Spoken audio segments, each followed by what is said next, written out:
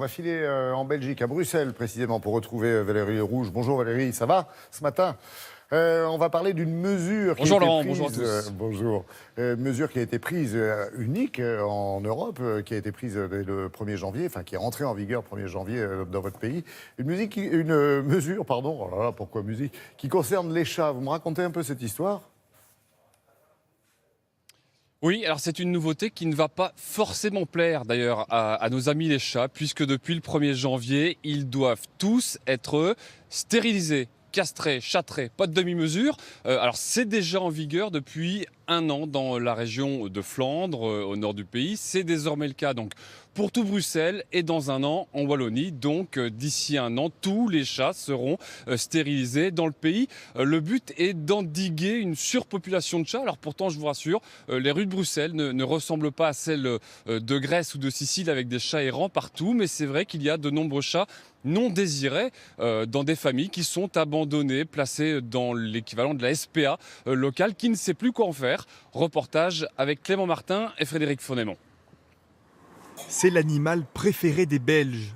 Pourtant, dans le pays, 30 000 sont abandonnés chaque année par leurs propriétaires.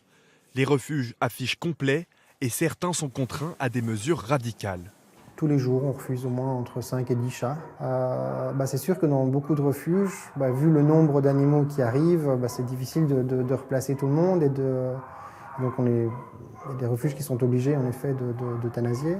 Pour l'éviter, la région de Bruxelles exige donc que tous les chats, mâles ou femelles, soient désormais stérilisés. Une opération qui a un coût. Donc je dirais qu'en moyenne, je pense qu'on va tourner autour de entre 120 et 140 euros pour une stérilisation de femelle et entre 60 et 80 euros pour un mâle.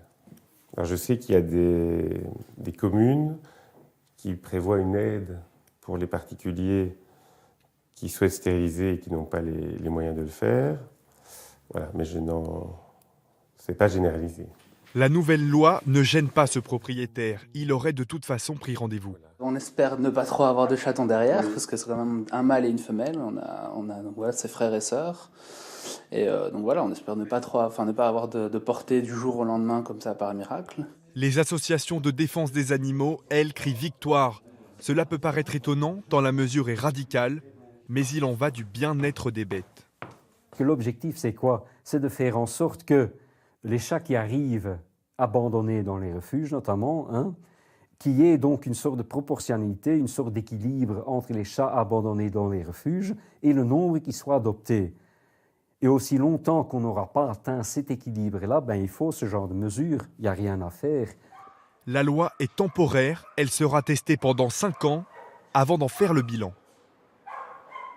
Mais dites-nous Valérie, est-ce qu'à ce rythme-là, finalement, le chat ne risque-t-il pas de disparaître tout simplement du pays ?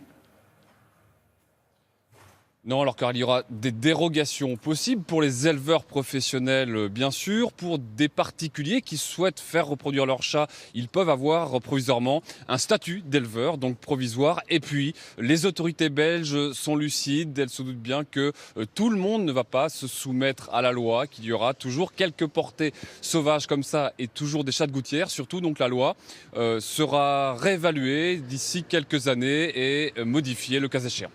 Merci beaucoup pour toutes ces informations et ces précisions sur cette mesure qui peut effectivement nous étonner et qui est, je le répète, unique en Europe. Bonne journée Valérie à vous et à toute votre équipe.